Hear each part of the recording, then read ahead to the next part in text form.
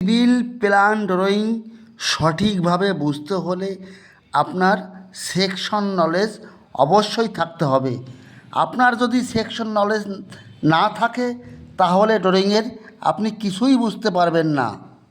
আজকের টপিতে থাকছে plan drawing দেখে কি করে সেকশন দেখতে হয়, সম্পূর্ণ নলেজ পাবেন আজকের টপিতে। যদি আপনার সেকশন নলেজ থাকে তাহলে আপনি যে কোনো কাজ অনায়াসে করতে পারবেন, কোনো অসুবিধা হবে না। যে কোনো ড্রয়িং দেখার আগে প্রথমে আপনার ড্রয়িংয়ের নর্থ সাইড লোকেশন দেখতে হয়। এটি থাকে ড্রয়িংয়ের ডান সাইডে উপরে। চলে যাচ্ছি ড্রয়িংয়ের ডান সাইডে উপরে। এটি ড্রয়িংয়ের নর্থ লোকেশন, এটি নর্থ সাইড। পরবর্তী স্টেপ ড্রয়িংয়ের টাইটেল। চলুন গিয়ে দেখি ড্রয়িংয়ের টাইটেল এটি কোথায় থাকে।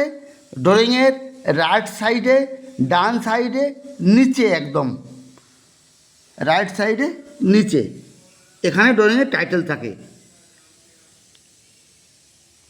এখানে দেখতে পাচ্ছেন টাইটেল লেখা আছে। টাইটেলে কি আছে দেখুন, টাইটেল লেখা আছে layout and details of gate slab, মানে ফ্লোরের স্ল্যাব।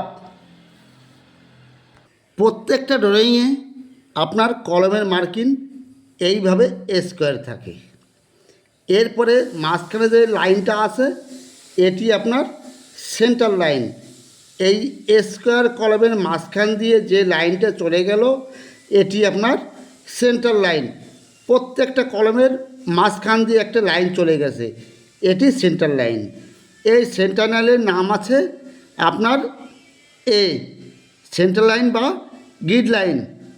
এটা এ, এটা আছে বি, পরেরটা আছে সি, এইভাবে আই পর্যন্ত আছে। আপনাদের সুবিধার জন্য এখানে দেখুন এ গ্রিড আছে। এই পাশে যে কাজটা হবে সেটা আলাদা কপি করে আনা হয়েছে, সেটা দিয়ে আজকে মূল বিষয়বস্তু দেখুন। এখানে যে কলমের মাঝখান দিয়ে যে লাইনটি গেছে সেটা এ গ্রিড লাইন বা সেন্টার লাইন। এরপরে দেখুন এখানে একটা ফাউন্ডেশন হবে রিটার্নিং অয়েলের। এখানে এটা র্যাপ্টের এরিয়া। এর পাশে যে লাইনটা আছে এটি আছে ওয়ালের এরিয়া। এরপরে আছে আপনার প্লিন বিম, PB46 প্লিন বিমের এরিয়া, PB46, PB47, এইভাবে চলে গেল। এরপরে দেখুন এ PB48 এটা প্লিন বিম। এরপরে আছে রিটার্নিং ওয়াল। এটা তো বোঝা যাচ্ছে না, এটা বুঝতে হলে এই জন্য আমাকে যেতে হবে। দেখুন 7 লেখা আছে, 7 লেখা আছে, এইদিকে 7 লেখা আছে, সেকশন 7 আর একটি আছে দেখুন সেকশন 8। তার মানে ড্রয়িংয়ে অবশ্যই থাকবে, যে কোনো ড্রয়িংয়ে, যে প্ল্যান ড্রয়িংয়ে যদি সেকশন কাটা থাকে তো সেকশন অবশ্যই থাকবে। এইবার আমরা দেখব সেকশন 7, সেকশন 8। তাহলে বুঝতে পারবো এখানে কি কি হবে। রিটার্নিং অয়েল, তারপরে রিটার্নিং অয়েলের র্যাফট, কংক্রিটের ওয়াল হবে একটা, দেওয়াল হবে একটা, এখানে একটা, এরপরে হবে একটা র্যাফট। এর ডিটেলস পাবো এই 7 সেকশনে আর 8 সেকশনে। এবার গিয়ে দেখব কোথায় আছে আমার 7 সেকশন আর 8 সেকশন। দেখুন এখানে আছে সেকশন 7 সেকশন, এই পুরোটাই। এখানে কি কি পাবো, আমার আছে কলমের ফেস থেকে 3 মিটার 100 র্যাপ্ট, আর এই র্যাপ্টের হাইট আছে, এখানে দেখা আছে 500 কংক্রিট আরসিসি, মানে রড বেঁধে যে কংক্রিটে করা হয় সেটা হচ্ছে আরসিসি। এবার দেখব এই ড্রয়িংয়ে র্যাপ্টে কি কি স্টিল আছে। 1 মিনিট সময় চেয়ে নিচ্ছি আপনাদের জন্য, একটু হোল্ডে রাখছি। এখন আজান হচ্ছে।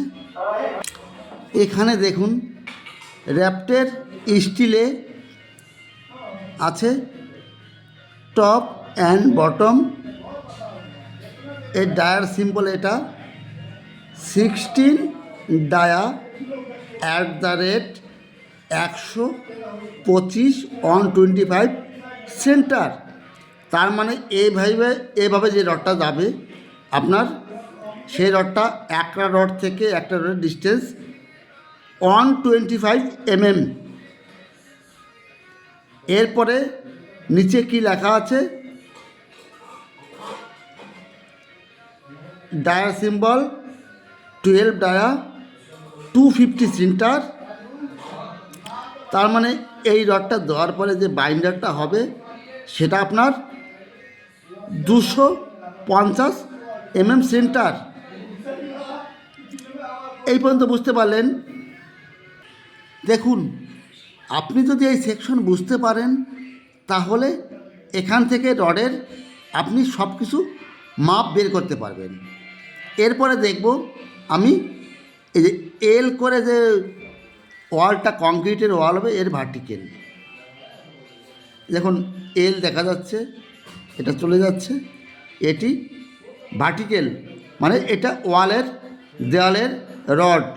এখানে একটা আছে, এখানের একটা আছে, দুটো রড আছে। এখানে দেখুন যে মার্কিংটি করা আছে, এটি কিন্তু এই ভার্টিক্যাল মানে দেওয়ালের যে রডটা আছে, কংক্রিটের ওয়ালের যে রডটা আছে তার ভার্টিক্যাল। ডায়ার সিম্বল এখানে আছে, ড্রয়িংয়ের ডায়ার সিম্বল এইরকম থাকে 16 ডায়া @125 সেন্টার। তার মানে দেওয়ালে যে রডগুলো থাকবে, সামনে পিছনের যে রডগুলো থাকবে, একটা রড থেকে একটা রডের দূরত্ব 125 সেন্টার। এটা বুঝতে পারলাম। এইবার অনেকের মনে প্রশ্ন জাগে যে আমি এক্সকাভেশন আমি কীভাবে করব। অনেকেই বলেছে, অনেক কমেন্ট এসছে। দেখুন এখানে যে কালো যে মার্কিংটা আছে এটি কলম আছে, কলমের মাঝখান দিয়ে যে লাইনটি গেছে এটা সেন্টার লাইন বা গ্রিড লাইন। এবার এখানে দেখানো আছে কলমের ফেস থেকে বাইরে যে র্যাপটা হবে সেটা আছে 3 metre 100 mm 31 centi, 3 metre 100 mm। এইবার আপনি কি করবেন, কলমের ফেস থেকে 3 মিটার 100 mm একটা মার্কিং করবেন। এইবার এখানে কাজ করতে গেলে একটু স্পেসের দরকার আছে, একটা জায়গায় খালি জায়গার দরকার আছে। মনে করুন এটা 2 মিটার নিচে যাবে, তাহলে একটু জায়গার দরকার আছে, এটা শ্যাটারিংয়ের জন্য, রড বাঁধার জন্য। এই জন্য 3 মিটার 100 প্লাস এখানে 500 mm এক্সট্রা অ্যাড করে নেবেন। এই কলম ফেস থেকে 3 মিটার 600-তে একটা মার্কিং করবেন। এরপরে এই লাস্টে যে কলমটা আছে, গেট যেখানে আছে, এখান থেকে 3 মিটার 600-তে একটা মার্কিং করবেন। এই মার্কিং আর আগের মার্কিং একটা লাইন ধরে দিয়ে একটা চুন মেরে দেবেন, তাহলে দেখতে পারবেন যে সোজা লাইন আসবে। এইভাবে খনন কার্য এক্সকাভেশন আপনি করে দেবেন। এটা কী জন্য করবেন, এখানে শ্যাটারিং করার জন্য আপনার দরকার ওয়ার্ক স্পেস, মানে কাজ করার জায়গা। এটা বুঝতে পারলেন। এবার দেখব সেকশন 8 8। প্রত্যেকটা ড্রয়িংয়ে সেকশন এইভাবে কাটা থাকে। দেখুন তীর চিহ্ন আছে, এ চলে গেল, এটা চলে গেল। তো এর মানে এই বোঝায় যে এর ভিতরে কি কি জিনিস হবে টোটাল ডিটেলস এই সেকশনে আপনি দেখতে পারবেন। এবার চলে আসলাম সেকশন 8 দেখুন সেকশন 8। এবার আমার কি দরকার আছে, এটা র্যাপটা আছে 500, র্যাপটার লেবেলের প্রয়োজন আছে। লেবেল দেখুন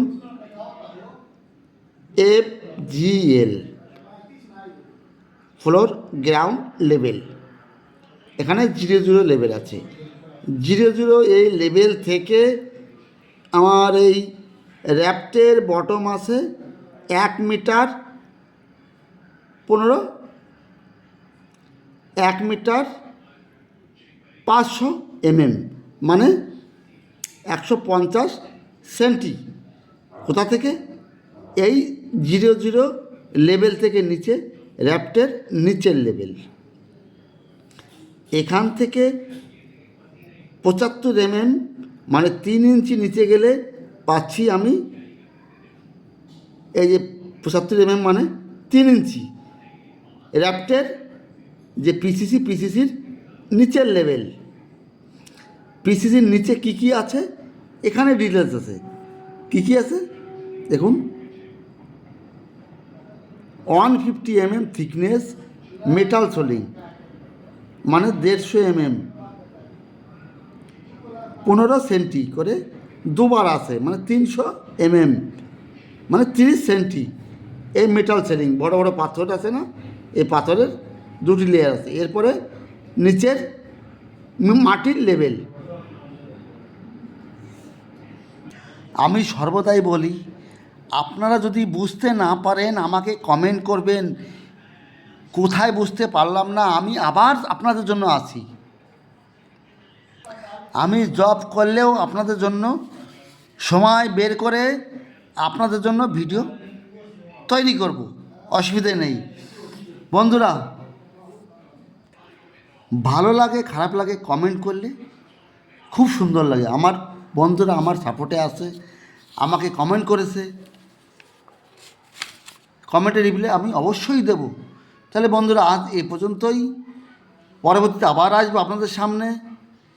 সুস্থ থাকুন, ভালো থাকুন, আর কমেন্ট করুন। সাবস্ক্রাইব না করলেও চলবে, কিন্তু কমেন্ট করুন। আপনারা ভালো হন, আপনারা ভালো থাকুন, ব্যাস। বন্ধুরা ভালো থাকবেন, অল দ্য বেস্ট।